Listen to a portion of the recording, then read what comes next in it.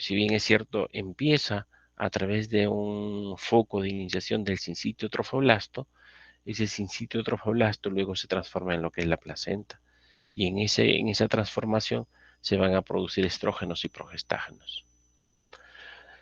Pero también están presentes no solamente como hormonas sexuales, los esteroides. Los esteroides también están presentes como agentes emulsificantes, sobre todo durante la digestión de lípidos. La emulsificación es el fenómeno mediante el cual ciertas moléculas grandes de tejido graso o de lípidos son fragmentados. O también los esteroides pueden estar presentes como transportadores de lípidos a través de la membrana y de los lípidos plasmáticos, o como agentes antiinflamatorios, coadyuvantes de procesos de bloqueo de mecanismos de inflamación, o como reguladores de algunos procesos metabólicos. También en el proceso de la reproducción, donde básicamente estos esteroides juegan un papel importante, tomando en cuenta que en el coito hay cuatro fases importantes: la fase de excitación, la meseta, el orgasmo y la resolución. En este proceso del coito, las hormonas juegan papel importante. Por ejemplo, en la fertilización, los estrógenos lo que van a hacer es elevarse durante la ovulación, y vamos a ver en el ciclo menstrual cómo estos estrógenos van a regular la presencia de LH y FSH, y la presencia de LH va a regular el proceso de ovulación. Y en los espermatozoides a nivel masculino, ¿qué va a hacer? Básicamente va a facilitar el ingreso de aproximadamente el 10% de los espermatozoides hacia el útero. Uh, y además, esto se va a lograr gracias a al estímulo de aumento de la motilidad de los espermatozoides, lo que básicamente va a generar un mayor desplazamiento de estos gracias a que ha habido una extracción de una glucoproteína de la cabeza del espermática y asociada a un ingreso de calcio. En la implantación, recuerden que después de la fecundación en el tercio externo de la trompa de falopio, hay un proceso de desplazamiento o retrógrado hacia el útero y se genera una implantación. En esa implantación se presenta esa relación entre huevo cigoto o embrión y este endometrio. En esa relación se desarrolla el sincitio trofoblasto, como mencionamos. Pero en la implantación tiene que haber condiciones adecuadas a nivel del útero, específicamente del endometrio. Y esa condición adecuada del endometrio va a permitir esa anidación o esa fecundación o esa implantación, mejor dicho. Para esto, la progesterona es la hormona que juega papel importante en ese desarrollo y mantenimiento del endometrio. Esta progesterona, cuando puede estar producida en dos momentos diferentes por dos estructuras diferentes. Cuando la mujer está en un ciclo menstrual regular, después de la ovulación, va a quedar un conjunto de células que contenían al óvulo, mejor dicho. Esa estructura se conoce como el folículo de Graf. El folículo de Graf va a contener al óvulo y dos tipos celulares importantes, células de la teca y de la granulosa. Cuando se libere el óvulo, quedan estas células. Ahora ese folículo de Graf se conoce como cuerpo lúteo, que después se denominará como cuerpo amarillo. Pero lo importante es que este cuerpo lúteo en el tiempo va a tener un periodo de vida corto, más o menos entre 1 a 2 semanas. Y en ese periodo de tiempo se activan mecanismos moleculares que van a desencadenar en una muerte programada genéticamente de estas células que conforman ese cuerpo lúteo. Pero en tanto eso se va activando, el contenido enzimático va a ir produciendo progesterona. Mejor dicho, la progesterona inicialmente se va a producir por el cuerpo lúteo. Pero ¿qué pasa si hubiera una fecundación? ¿Y qué pasa si el embrión ya llegó al útero? El cuerpo lúteo, como dijimos, tiene un tiempo de vida media de 1 a 2 semanas.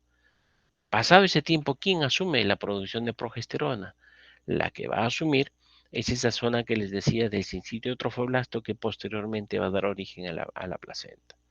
Entonces, el primer momento de producir progesterona está dado por el cuerpo lúteo.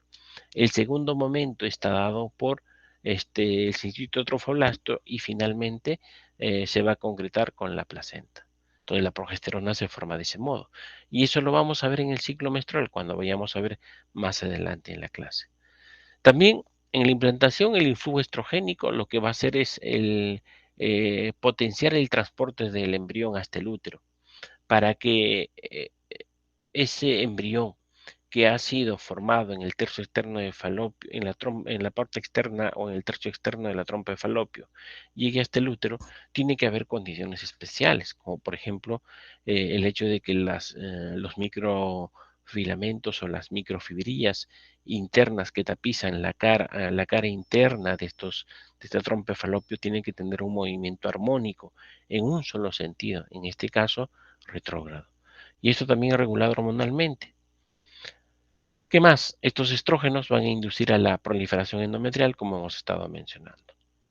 En resumida cuenta, esto es lo que vamos a ver del eje gonadal, tanto masculino como femenino. Lo que menciono en este cuadro es el hecho de que el eje gonadal masculino y el eje gonadal femenino casi fisiológicamente tienen los mismos componentes y tienen casi los mismos mecanismos de regulación.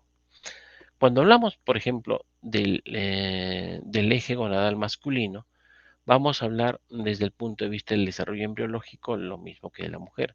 Sin embargo, para un poco ya adentrarnos en los temas, vamos a ver que desde el hipotálamo a la hipófisis, la hormona que regula el eje es la GNRH.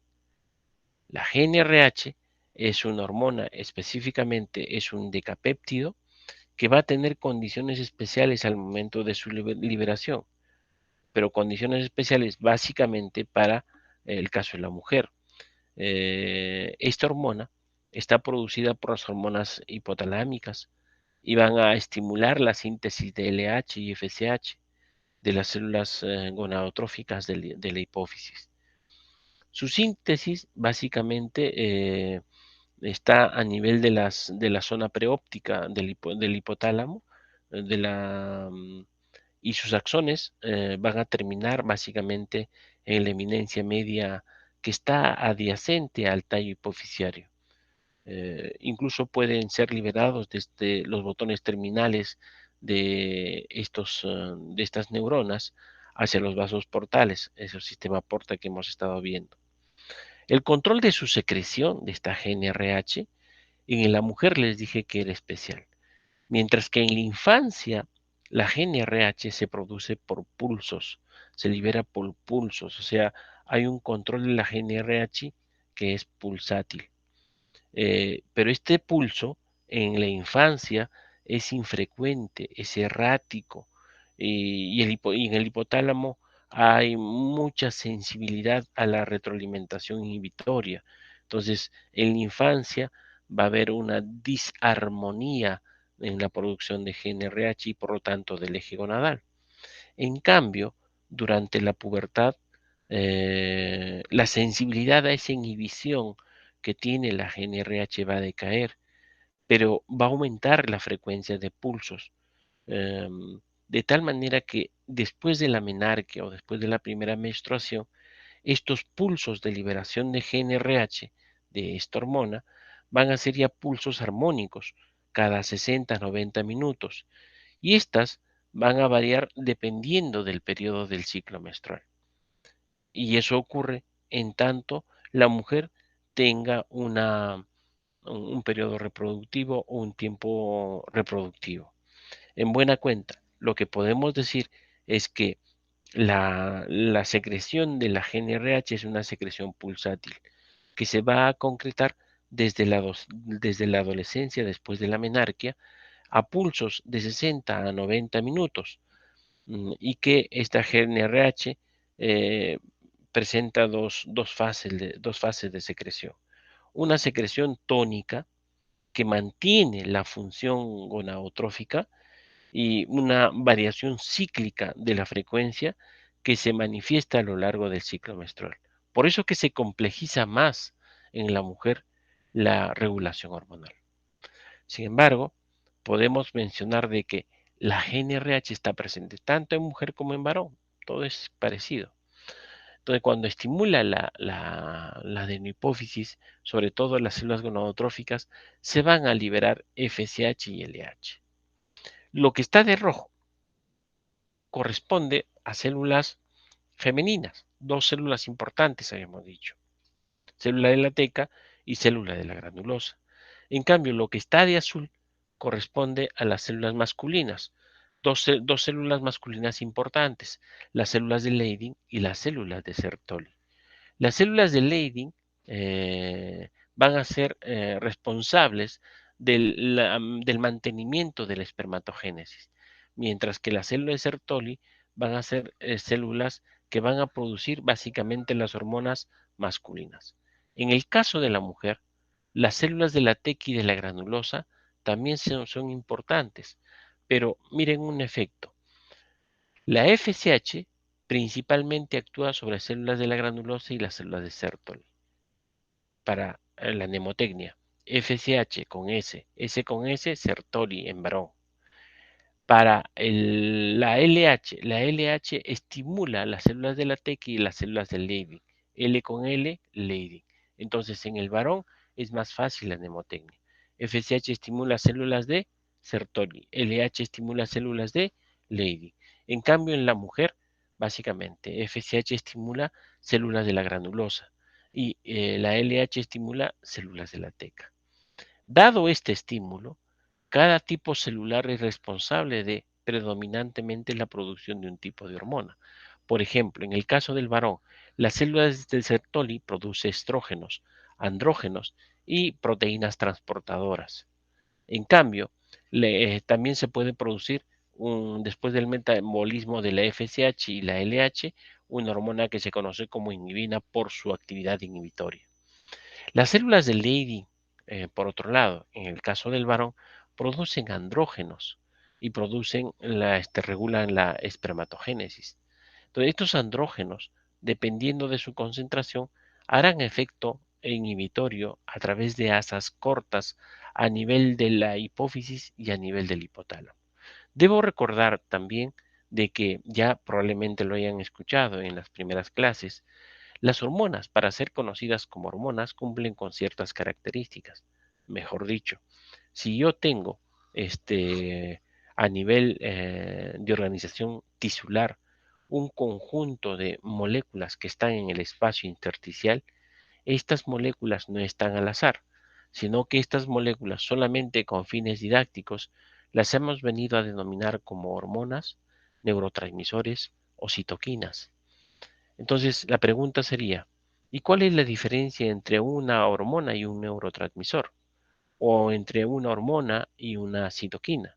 ¿O entre un neurotransmisor o una citoquina? ¿Cuál es la diferencia? Son moléculas mensajeras, pero cada una tiene una característica peculiar. En el caso de las hormonas, de estas moléculas mensajeras, para ser caracterizadas como hormonas, la característica que presenta son hasta 5 niveles. La primera es que estas moléculas mensajeras conocidas como hormonas van a tener un tiempo de vida media característica, lo cual también está en los neurotransmisores. Pero la otra, la segunda, es que para ejercer su efecto fisiológico requieren principalmente de receptores específicos para el tipo de hormona. Eso también está presente en las citoquinas y en los neurotransmisores. Pero la diferencia está en que, por ejemplo, las hormonas se van a producir obedeciendo a ritmos biológicos, lo cual no se da en los neurotransmisores. Ritmos biológicos que pueden tener una duración de un día, incluso de meses o años, ritmos circadianos o ritmos ultradianos. Otra característica que los diferencia de los demás es el hecho de que las hormonas van a tener, dependiendo de su naturaleza química, transportadores a nivel interno, a nivel vascular sobre todo. Las hormonas pueden ser de distinta naturaleza química, pueden ser de naturaleza proteínica o peptídica, o puede ser de naturaleza lipídica, como hemos visto el colesterol.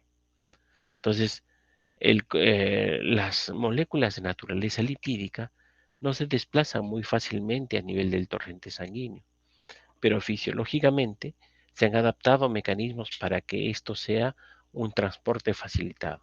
Para ello, estas moléculas o estas hormonas de naturaleza lipídica van mimetizadas, van escondidas dentro del vaso sanguíneo y se esconden porque estas van a llevar, van a unirse a ciertas proteínas como que fueran sus proteínas transportadoras.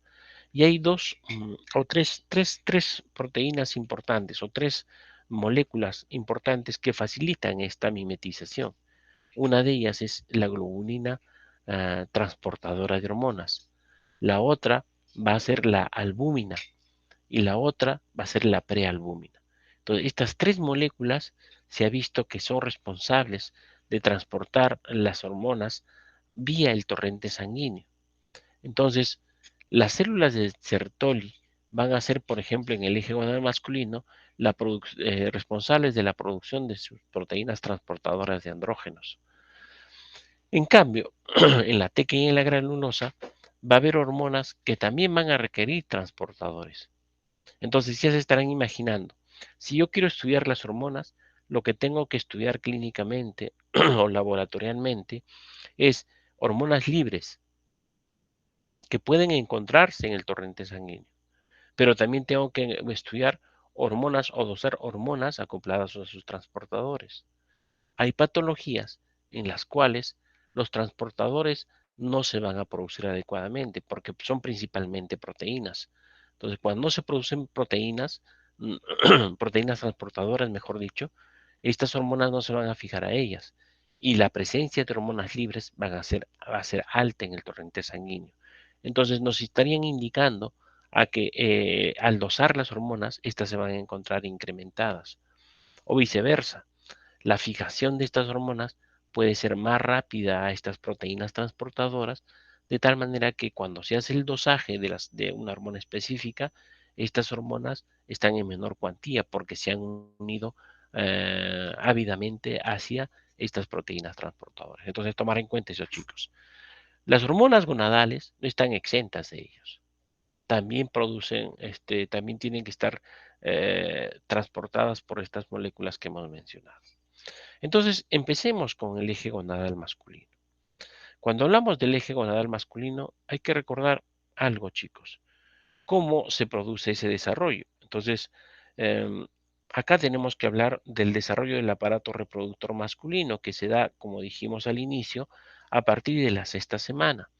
En la sexta semana hay un fenómeno especial que se conoce como la expresión del gen de la región determinante del sexo, que está a nivel del cromosoma Y. O sea, el cromosoma Y es el que va a contener ese gen.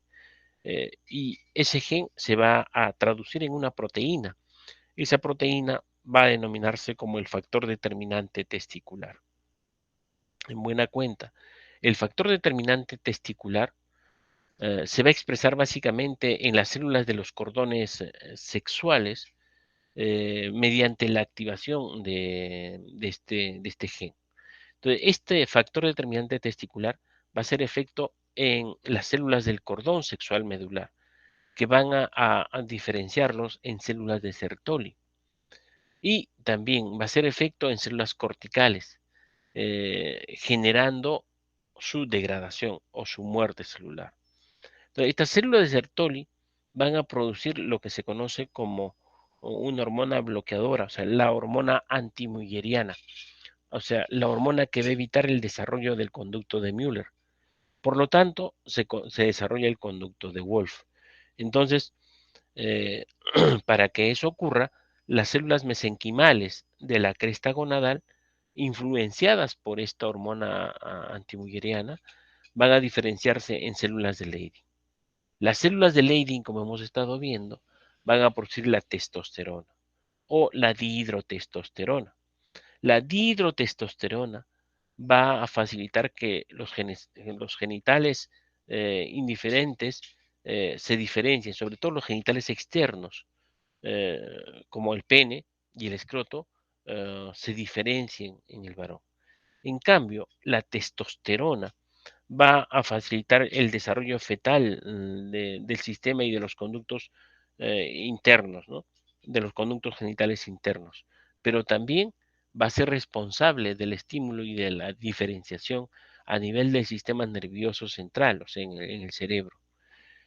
En la pubertad, esta testosterona va a ejercer efecto sobre los túbulos seminíferos para la regulación de la espermatogénesis, así como también va a ser responsable de los cambios que se dan a nivel de la pubertad.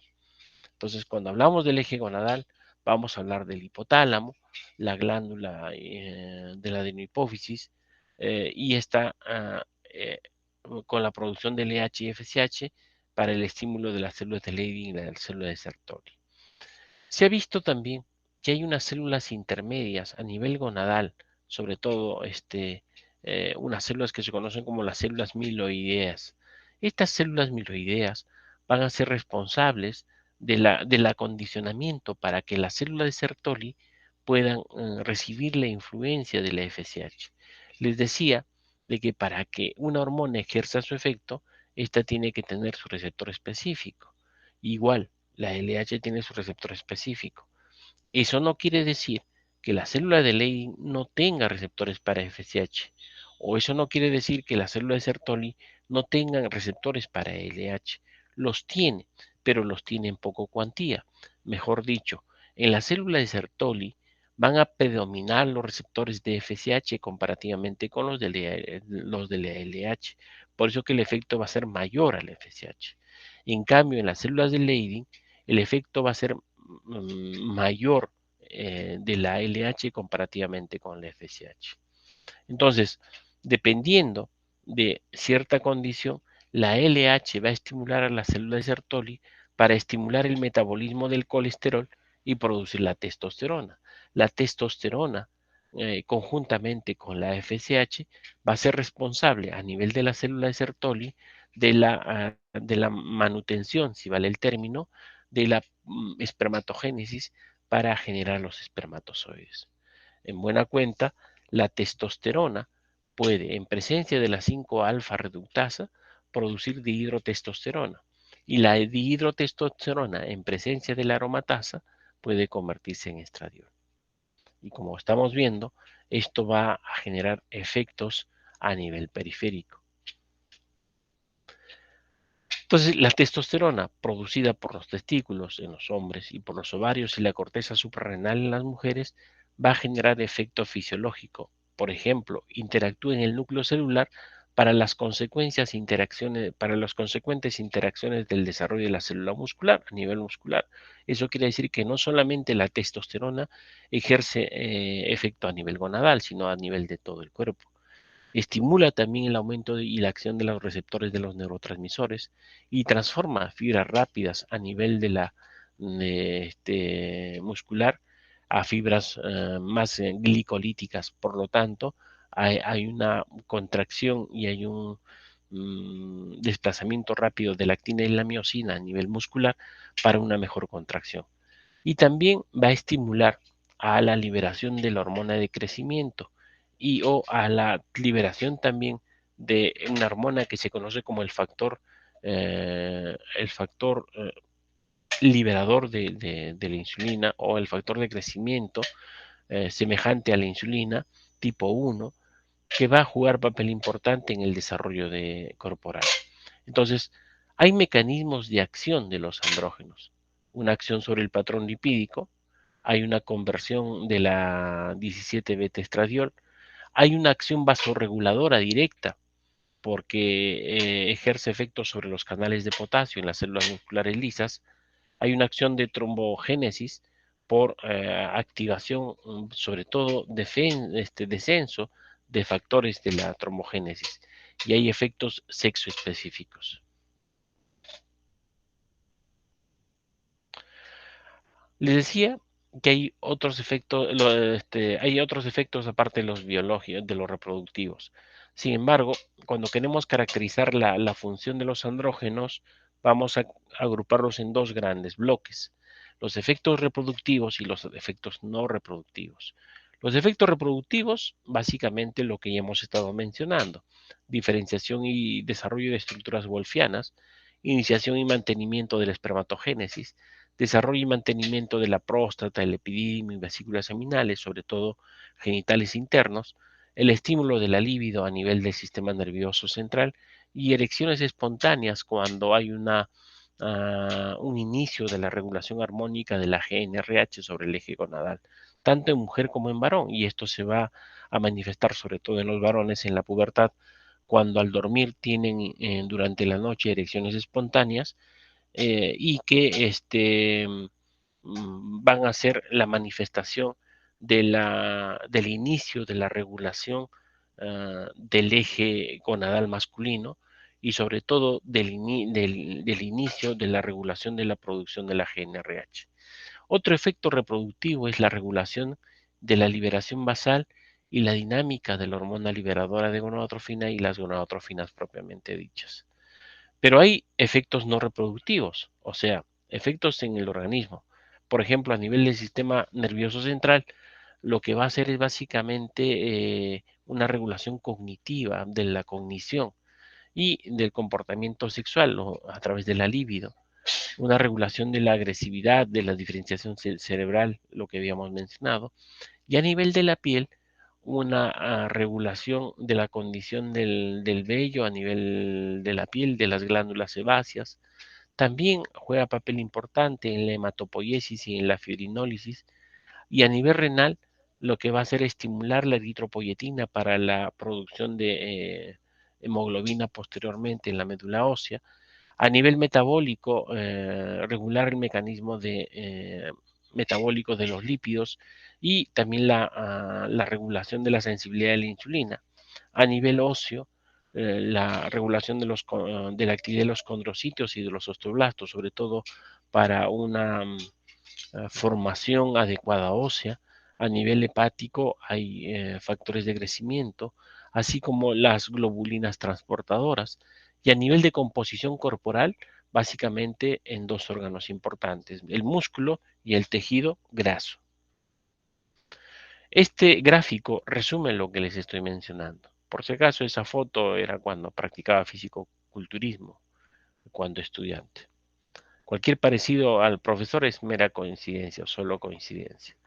Y esto te resume todo, la actividad de la testosterona como órgano blanco, como hormona estimulante hacia los órganos blancos, a nivel de la piel, a nivel del muslo, a nivel del hígado, a nivel del tejido graso, a nivel de la médula ósea, a nivel del cerebro, a nivel de riñón, a nivel de órganos sexuales, a nivel del hueso, sobre todo para regular la maduración del, del hueso a nivel de la epífisis y determinar el crecimiento.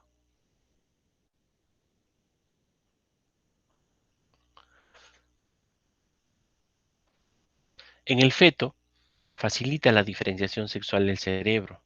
Hay una diferenciación de los conductos de Wolf, diferenciación del crecimiento de los genitales externos.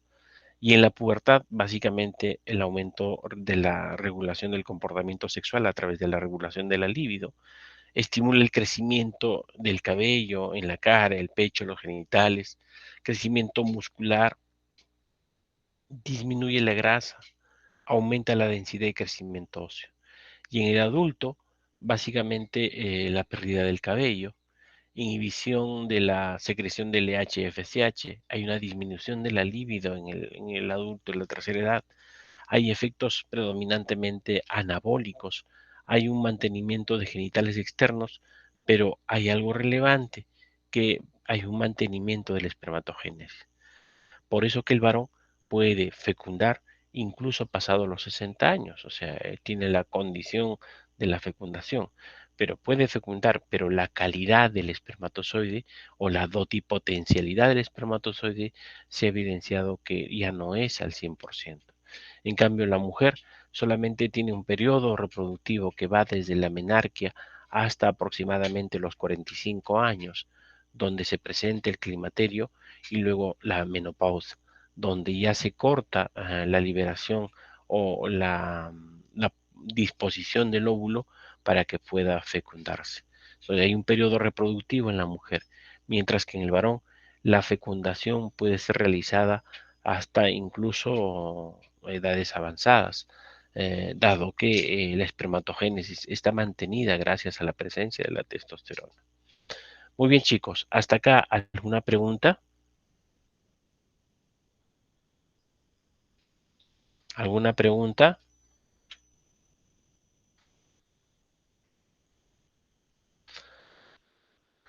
¿Alguna pregunta, chicos?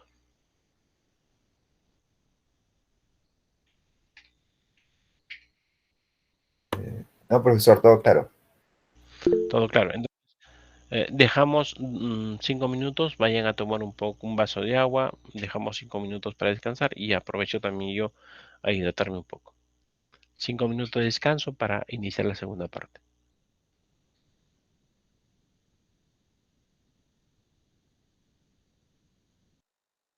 Sí, profesor, se le escucha. Ok, gracias. Voy a, voy a compartir pantalla para hacer lo que corresponde a la segunda parte, que es el eje gonadal femenino. Acá, ¿qué tenemos que tomar en cuenta, chicos? Acá, básicamente, por la complejidad que presenta, debemos de tomar en cuenta que la GNRH, como ya habíamos mencionado, tiene condición peculiar en su liberación. ¿Qué otra estructura debemos de tomar en cuenta? El ovario. El ovario, a partir de sus componentes, vamos a ver, el ovario tiene células foliculares, tiene células del estroma y tiene células que van a formar el folículo de Graf, que posteriormente se convierten en cuerpo lúteo. Cada una de estas estructuras, chicos, presentan liberación de un grupo de hormonas. Por ejemplo, las células foliculares, básicamente estradiol. Las células del estroma son responsables de la producción de testosterona y las células del cuerpo lúteo de la progesterona. Recuerden eso bien. Entonces, tres elementos importantes en el ovario. Pero, por ejemplo, cuando hay una liberación del óvulo, algunas veces este cuerpo lúteo se llena de líquido y forman los quistes ováricos, que posteriormente ya se ven como patologías, ¿no? Ovario poliquístico, o ovarios quísticos por estimulación hormonal, y así, tipos diferenciables de quistes que se producen a nivel ovárico. Pero desde el punto de vista fisiológico y hormonal, consideren las células foliculares, las células del estroma y las células del cuerpo lúteo. Recordar anatómicamente, la irrigación del útero, básicamente por las arterias uterinas. Estas arterias uterinas se anastomosan y van a brindar abundante vasculatura a nivel del cuerpo del ovario y al mismo tiempo a nivel del cuerpo del útero. Y por eso que cualquier patología que genere una discontinuidad o una ruptura a nivel del útero, lo que va a hacer es generar hemorragia abundante. Frecuentemente en casos, por ejemplo, de abortos inducidos con perforación de útero, la hemorragia es de tal manera que rápidamente la paciente puede desestabilizarse, incluso llegar a la muerte. Casualmente porque estas vasculaturas son amplias, ¿no? Las arterias uterinas van a dar origen a las arterias arcuadas o arqueatas, y estas van a irrigar hacia la parte interna del útero. Y esas arterias arcuadas o arqueatas van a ser las responsables de irrigar la parte interna, que es el endometrio. La ubicación del útero es ante flexión frecuentemente. El útero pareciera que es la continuación de la vagina, sin embargo, la vagina tiene ya límites anatómicos específicos y a continuación se encuentra el cuello uterino, el cuerpo del útero, las trompas de falopio y los ovarios, ¿no? Entonces, les había dicho que la GNRH regula la producción de LH y FSH y esta ejercen efecto en dos células importantes, las células de la teca y las células de la granulosa. Pero ¿cómo se da este proceso? Habíamos dicho de que la LH ejerce efecto sobre las células de la teca porque predominan los receptores para LH en comparación a los receptores de FSH. ¿Qué hace la LH? La LH lo que va a hacer es activar un conjunto de enzimas que van a facilitar el metabolismo del colesterol, de tal manera que el colesterol, como ya habíamos visto, se convierte en pregnenolona, en progesterona, y en presencia de 17 alfa hidroxilasa se convierte en 17 alfa hidroxiprogesterona, luego en androstenediona y luego en testosterona. Esta androstenediona va a servir como materia prima para que en presencia de la aromatasa por estímulo de la FSH en las células de la granulosa se convierta en estrona y luego en estradiol. Entonces el estradiol va a ser el producto final de todo esto. Pero miren, a la célula de la teca, como metabolismo de la androstenediona, da la testosterona. Las células de la granulosa, como mecanismo de degradación de la androstenediona, va a dar estradiol. ¿Sí? Entonces, por ejemplo, en pacientes normales, en mujeres normales, el ciclo de liberación de la GnRH, dijimos, es de 90 a 60 minutos. Hay pulsos de liberación armónicos, pero en síndrome de ovario poliquístico, esto va a alterarse estos ciclos de producción y va a alterar todo el mecanismo hormonal de el eje gonadal. Entonces, eh, cuando hablamos de la regulación de este eje gonadal, vamos a tomar en cuenta la presencia del estradiol producida por las células foliculares. El estradiol va a ejercer efecto inhibitorio a nivel de la hipófisis y a nivel del hipotálamo, efecto estimulatorio. Entonces, y así va a regular la liberación de la GnRH. También se ha visto de que la GnRH, cuando estamos en periodo preovulatorio, va a generar pulsos más notorios de GnRH, pulsos más elevados de GnRH.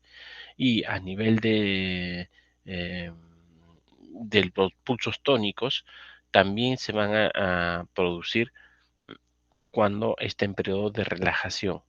Eso lo vamos a explicar más adelante. Más adelante vamos a ver esto. Cuando hablamos del ciclo menstrual, se va a ver mejor esa regulación. El ciclo menstrual debemos de mencionar que hay tres sistemas de regulación, a nivel de hipotálamo, a nivel de hipófisis y a nivel de ovario. En ovario dijimos tomar en cuenta las células foliculares, estas de acá, las células del estroma y las células del cuerpo lúteo. Entonces ahí vamos a ver cómo se regula este proceso. Entonces, en el ciclo menstrual hay tres etapas importantes: la fase folicular o proliferativa, la fase secretora y la fase menstrual o isquémica. Entonces, este ciclo menstrual se inicia en la pubertad, pero el condicionamiento fisiológico se va a dar incluso desde la niñez, pero se concreta en la pubertad, eh, en donde se inicia el periodo reproductivo, y esta pubertad marca la pauta para que el endometrio presente cambios cíclicos cada 28 días en promedio, y controlados por el ovario. Dijimos de que hay tres etapas importantes: la fase folicular o proliferativa, la fase secretora o progestacional o luteínica y la fase menstrual o isquémica. Veamos cada una de estas fases, qué significa y qué importancia fisiológica tiene. La fase proliferativa va a terminar al comenzar el ciclo, es la fase menstrual. La fase menstrual tiene una duración más o menos de 3 a 7 días, en promedio 5 días de menstruación, pero esta fase proliferativa está bajo la influencia de los estrógenos, paralelamente al desarrollo de los folículos ováricos. Y acá se va a hablar de el desarrollo del endometrio a partir de la capa basal. La capa basal es lo que queda finalmente después de la pérdida de la intermedia, de capas anteriores a esta capa basal. La pérdida de estas capas va a generar una hemorragia por ruptura de los vasos sanguíneos. Entonces, esta fase proliferativa se va a dar origen a partir de la capa basal, que va a estar irrigada por arterias basales e inicia la regeneración del endometrio. Pregunta de examen: el inicio de la regeneración del endometrio se da en la capa basal del endometrio. La fase secretora luteínica. Una vez en que se inicia o inicia 2 o 3 días después de la ovulación, en respuesta a la progesterona inducida por el cuerpo lúteo. Lo que habíamos dicho, la progesterona inicialmente se va a producir por el cuerpo lúteo y posteriormente por la placenta. Las glándulas uterinas se van a desarrollar, las arterias se hacen tortuosas y el tejido endometrial se hace suculento, reconociéndose claramente la capa compacta superficial, una capa esponjosa y una capa basal delgada. Mejor dicho, el endometrio va a estar constituido por 3 capas. La primera es la capa superficial, la segunda la capa esponjosa y la tercera la capa basal. Voy adelantándoles. Cuando se da el ciclo menstrual y sobre todo cuando se da la menstruación, que es el inicio de este ciclo menstrual, debemos de considerar también de que cuando hablamos del ciclo menstrual, empezamos desde el primer día de la menstruación, no desde el último día. Entonces, en la menstruación, lo que se pierde es la capa superficial y la capa esponjosa. Solamente queda la capa basal. Y es a partir de esta capa basal desde donde se van a desarrollar la capa esponjosa o intermedia y la capa superficial. Entonces, la capa basal, después de la menstruación, se puede visualizar por ecografía eh, transvaginal o ecografía abdominal y se va a caracterizar porque este endometrio va a ser una capa muy, muy delgada, hiperecogénica, que va a caracterizarse básicamente hacia la parte interna media del útero. En la fase menstrual, entonces, si no hay fecundación, las vénulas y los espacios sinusoidales se llenan de células sanguíneas y posteriormente la sangre escapa a de las arterias superficiales, desprendiéndose pequeños fragmentos de estroma y glándulas. Entonces, en la fase menstrual, repetimos, se va a desprender la capa intermedia o esponjosa y la capa eh, que está en la parte superficial. Entonces, capa compacta también se conoce ahí. Entonces, se desprenden estas 2 capas, se inicia el sangrado y que tiene una duración de 3 a 7 días. Las capas compacta y esponjosa, dijimos, son expulsadas y solamente se conserva la capa basal del endometrio. Entonces, la hemorragia menstrual, chicos, es una parte del ciclo ovárico en la que ocurre la proliferación endometrial como respuesta a los estrógenos en la fase preovulatoria y al estímulo secretor que ha sido ejercido principalmente por la progesterona en la fase posovulatoria. Buena cuenta, el ciclo menstrual va a obedecer al reposo del endometrio luego de periodos de crecimiento y de regresión. Tales cambios son respuesta fisiológica a los estímulos y a la deprivación dependientes de hormonas ováricas.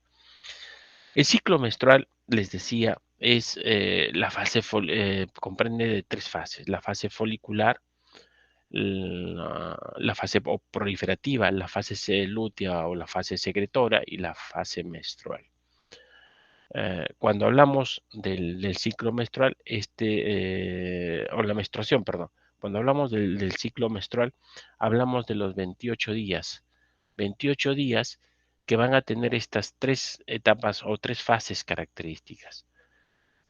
Pero frecuentemente en la población peruana, las mujeres son irregulares, mejor dicho, no presentan exactamente los 28 días para la menstruación. Como son irregulares, esto va a variar. Pueden tener 31 días, pueden tener 26 días, pueden tener 30 días, etcétera. Lo que se ha visto es que en la fase folicular, como es una fase en la cual se va a condicionar el desarrollo del folículo, desde los primordios foliculares hasta el folículo de Graf, luego esta va a concluir esta fase folicular va a concluir por estímulo hormonal de la FSH, de la LH principalmente, y se va a dar la liberación del óvulo. Y lo que va a quedar es el cuerpo lúteo. Este cuerpo lúteo es responsable de producir la progesterona, pero en el tiempo degenera. Entonces, la fase folicular, ojo, se cuenta desde el primer día de la menstruación, no es desde el último día de la menstruación. Y el ciclo menstrual, por lo tanto, se cuenta desde el primer día de la menstruación, entendiendo que la menstruación es parte, entre comillas, de la fase folicular, pero tiene características propias que lo diferencian. El tiempo de duración de esta menstruación es de 3 a 7 días. El tiempo que demora la fase folicular en promedio es entre 14 a 12 días. No, perdón, entre 14 y 22 días, incluso entre 10 a 22 días. La fase folicular tiene una duración entre 10 a 22 días. Y la fase lútea tiene una duración entre 10 a 12 días, no, de 12 a 14 días. Esto de 12 a 14 días, esto de 10 a 22 días. Entonces, como vemos, la fase más variable va a ser la fase folicular y la fase menos variable va a ser la fase lútea, pues de 12 a 14 días, o sea, más o menos hay una diferencia de 2 días, 1 o 2 días, que varía esto. Entonces, se ha visto que esa variación en el ciclo menstrual en la población peruana básicamente obedece a los cambios que se dan en el tiempo de la fase folicular. Como esta es muy variable, no se considera para algunos aspectos clínicos. Por ejemplo, si yo quisiera saber cuándo es la ovulación en el ciclo menstrual, según el gráfico, el ciclo menstrual dura 28 días y la ovulación ocurre en el día 14, o sea, en el día medio del ciclo menstrual. Pero si es una persona irregular, si por ejemplo, si es una persona que menstrua cada 30 días, un mes, ¿cuándo debo estimar que ha sido su fecha de ovulación? Normalmente de 30, debería contar el punto medio, sería el día 15. Sin embargo, lo que se hace es, dada la variación que hay en la fase lútea y en la fase folicular, lo que se va a considerar principalmente va a ser la fase lútea. Por ejemplo, si es una mujer que tiene un ciclo menstrual, que tiene una duración de 30 días, ¿cuándo debo estimar que ha sido su día de ovulación? Lo que tengo que hacer es, desde los 30 días, descontar 14 días. Y eso es el día 16. Entonces, el día 16 sería la fecha probable de ovulación. Por lo tanto, si es que hay ovulación, es la fecha, el inicio de la probable fecundación, porque recuerden, la ovulación es la disposición del óvulo. Cuando el óvulo se encuentra con el espermatozoide, ocurre la fecundación. En tanto no haya disposición de óvulo, por más que esté presente el espermatozoide, no va a ocurrir la fecundación. En buena cuenta, si yo les pregunto, chicos, hay una persona que tiene un ciclo menstrual irregular, ¿cuál es la fecha probable? El primer mes menstruó a los 30 días, el segundo mes menstruó a los 31 días y el tercer mes menstruó a los 28 días. ¿Cuál será su fecha probable de ovulación? Entonces lo que hago es hacer un término medio. 28 a 30 es día 29, intermedio a 31 día 30. Más o menos el día 30 voy a considerar como que tiene un tiempo de duración su ciclo menstrual. Y de ahí descontaré 14. Del 30 al 14, 16. La fecha probable de ovulación es el día 16. Esa es la respuesta cuando yo les pregunte si, por ejemplo, hay una mujer de 28 días, de 26 días de ciclo, que le dura su ciclo menstrual, ¿cuál es la fecha probable de ovulación? Lo que hago es descontar 14 días. 26 menos 14, ¿cuánto es?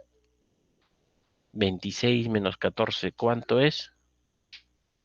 El día 12, ¿no es cierto? Entonces sería la fecha probable de ovulación fue el día 12.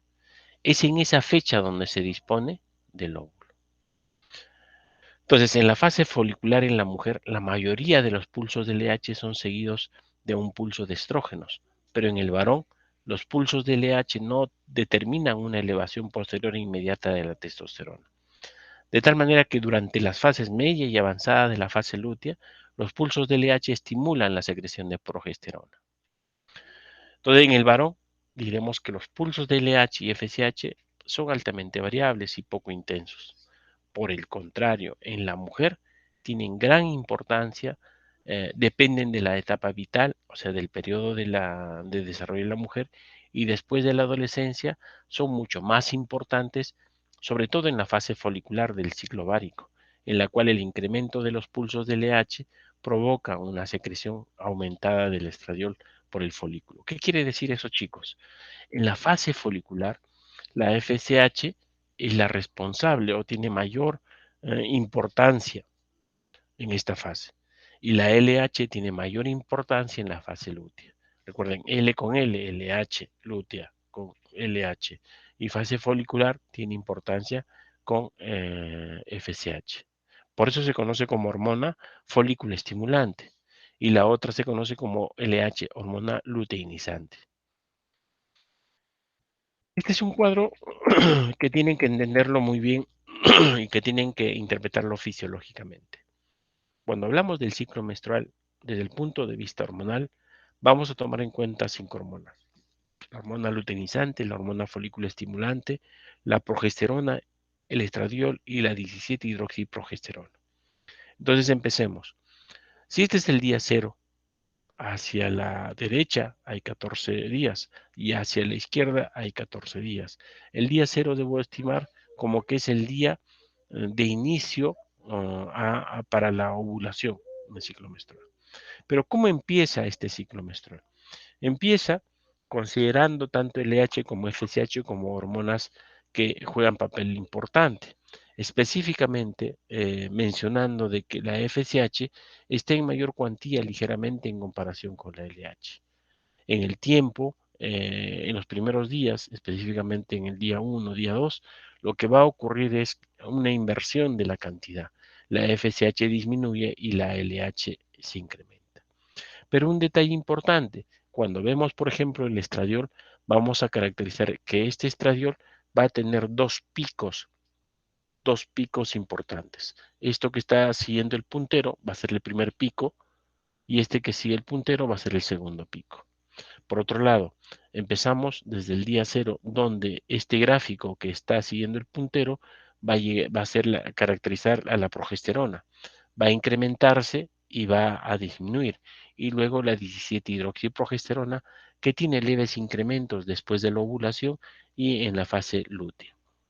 Muy bien, entonces como vemos, la LH y FSH se invierten, la LH empieza a incrementarse y la FSH a disminuir, pero ocurre un fenómeno importante. Cuando el estradiol forma su primer pico, este primer pico de estradiol lo que va a hacer es jugar un papel estimulatorio para la LH y FSH y estas FSH empieza a formar un pico después de que se dé el pico de estradiol. Se forma una elevación de FSH y luego llega a un pico máximo. En cambio, la LH, por estímulo de este estradiol, lo que va a hacer es disparar su pico de elevación, altísimo. Y eso va a condicionar para que se dé un día, 12 a 24 horas, lo que se conoce como la ovulación. Entonces, pregunta de examen, la hormona que determina la ovulación va a ser la LH, como consecuencia del estímulo del estradiol. Entonces, a continuación, el estradiol disminuye y paralelamente con ella también disminuye la concentración de LH y disminuye la concentración de FSH. En segundo término, ahora viene el segundo pico del estradiol.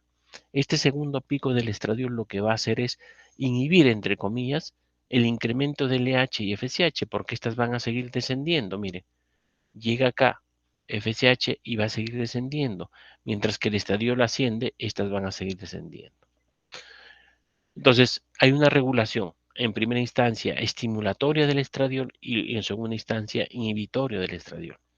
Pero paralelamente les había dicho de que en la ovulación va a ocurrir la liberación del óvulo, vale la redundancia, pero ¿qué es lo que va a quedar? Lo que va a quedar es esas células foliculares que van a formar el cuerpo lúteo. ¿Y qué dijimos del cuerpo lúteo? Que estas van a ser responsables de producir ¿qué cosa? La progesterona. Fisiológicamente eso se da, pero gráficamente también eso se explica, porque miren, se da la ovulación y empieza a incrementarse la progesterona. ¿Hasta cuándo? Hasta cuando sea viable ese cuerpo lúteo. Cuando es viable ese cuerpo lúteo y no ha terminado de degradarse totalmente por mecanismos de apoptosis, se va a mantener este pico máximo. Y a continuación, a la degradación de ese cuerpo lúteo, empieza el declive de la producción de progesterona, si es que acaso no ha habido fecundación. Pero lo lógico sería pensar, ¿y qué pasa si hay fecundación? Si hay fecundación, el primer momento de la producción de la progesterona va a estar dado por el cuerpo lúteo. El segundo momento de la producción de la progesterona va a estar dado por el sincitio trofoblasto y luego por la placenta. Mejor dicho, la progesterona va a estar en un aumento sostenido cuando hay fecundación. Y la LH y FSH va a estar en un descenso sostenido hasta mantenerse en un basal para no hacer cambios fisiológicos a nivel de ovario, en tanto se desarrolle la fecundación. Repito entonces, el estradiol juega papel importante en el ciclo menstrual. Tiene dos picos. El primer pico es estimulatorio tanto para LH como FSH, a predominio de la LH que va a determinar la ovulación. Y el segundo pico del estradiol es básicamente inhibitorio para LH y FSH. Y paralelamente a ello, la progesterona evidencia su presencia gracias a la producción a través del cuerpo lúteo de la progesterona, la producción de la progesterona. Entonces, hay una armonía en el ciclo menstrual. Hay una armonía hormonal, vale la redundancia. Hay un efecto a nivel del ovario y hay un efecto a nivel del útero, en el útero específicamente en el endometrio. Y hay una correlación. Cambios hormonales tanto en LH y FSH, sobre todo FSH, determinan cambios a nivel del ovario, específicamente del folículo de Graf. Y estos cambios determinan cambios a nivel del endometrio.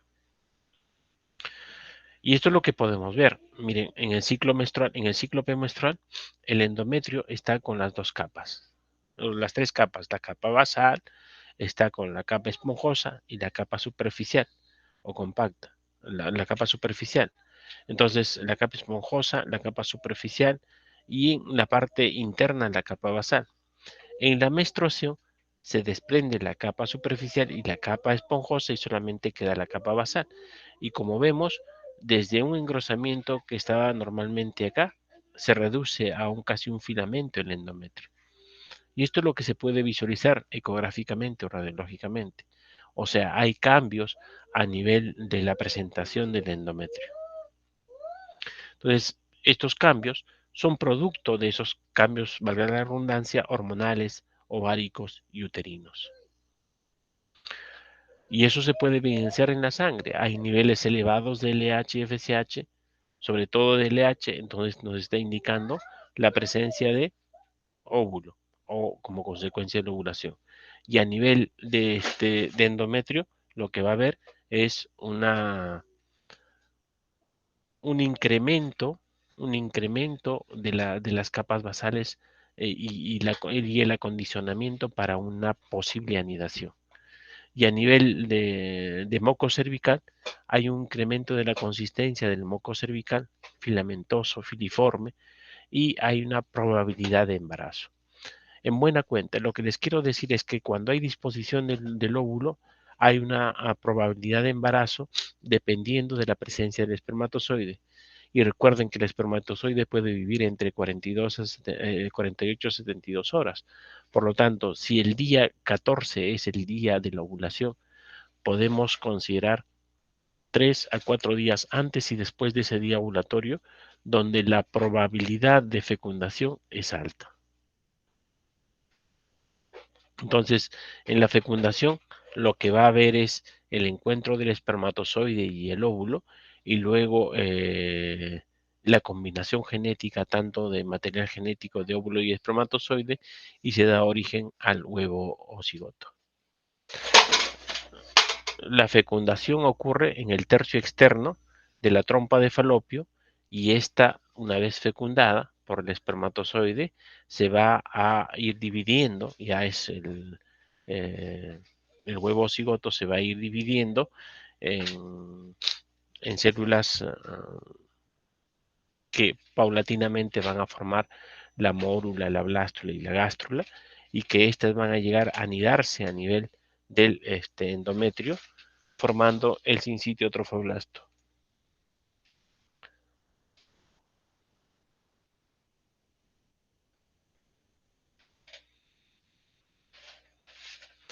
Como conclusiones finales, entonces, diremos que a nivel del eje gonadal podemos hablar de dos entidades, eje gonadal masculino y eje gonadal femenino. En ellas hay un juego hormonal permanente y este juego hormonal permanente va a estar determinando ciertas condiciones fisiológicas que van a viabilizar el desarrollo de los genitales externos o internos en el varón y el desarrollo también de genitales externos o externos en la mujer, pero más aún el desarrollo de fenómenos que van a variar conforme se encuentre en la mujer en un periodo reproductivo o no reproductivo. Y alguien me dirá, pero doctor, ¿qué pasa con las hormonas cuando la mujer está en el climaterio? Hay una inversión de las hormonas, mejor dicho, la LH y FSH se incrementan y se mantienen incrementadas sostenidamente. Pero como hemos visto en el inicio de la gráfica, la LH, si bien es cierto, está en mayor cuantía que el FSH, en el climaterio empieza a invertirse. La FSH está por encima de la LH y esto va a generar picos menos armónicos, pero más elevados en concentración de LH y FSH, lo que no va a condicionar un adecuado desarrollo del endometrio. Y esto paulatinamente va a llegar a una hipofunción del endometrio, una hipofunción del ovario y una pérdida posterior de la condición de eh, fecundación, ¿no? La condición del desarrollo del endometrio y la condición de fecundación. Muy bien, chicos, es la referencia bibliográfica que se ha usado para esta clase, puntualmente sus libros base, el libro de Guyton, el libro de Gannon, principalmente Gannon Guyton, y de repente agregar acá un libro base que sería el Constanzo y el Tres Guerres, ¿no? Para ustedes, básicamente, el Constanzo. El texto que van a revisar debe ser el Constanzo. No dejo diapositivas porque no quiero acostumbrarlos a lo fácil. Para el examen me leen mínimo el Constanzo, el capítulo que corresponde. Ahora, si tienen interés y están entusiasmados y motivados por esta clase, su Gano y su Gaito. Muy bien, chicos, preguntas, dudas.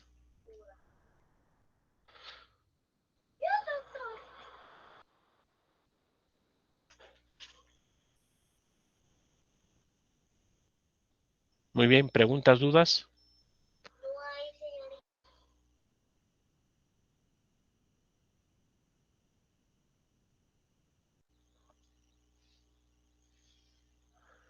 Lo del día de la ovulación. Lo del día de la ovulación generalmente está determinado principalmente por la fase lútea. La fase lútea tiene una variación pequeña, específicamente entre 12 a 14 días, o sea, 14 más o menos un día en promedio. En cambio, la fase proliferativa mm, está más o menos entre una variación de entre los 10 y 22 días. Varía mucho.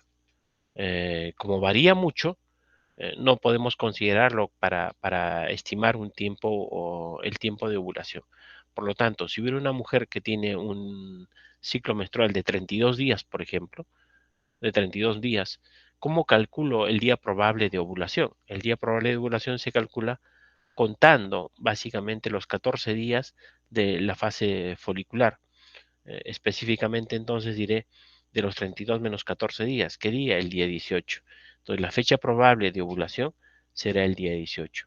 Por lo tanto, 3 días antes, 3 días después, no debería haber contacto sexual para no disponer del espermatozoide con el óvulo y por lo tanto la fecundación.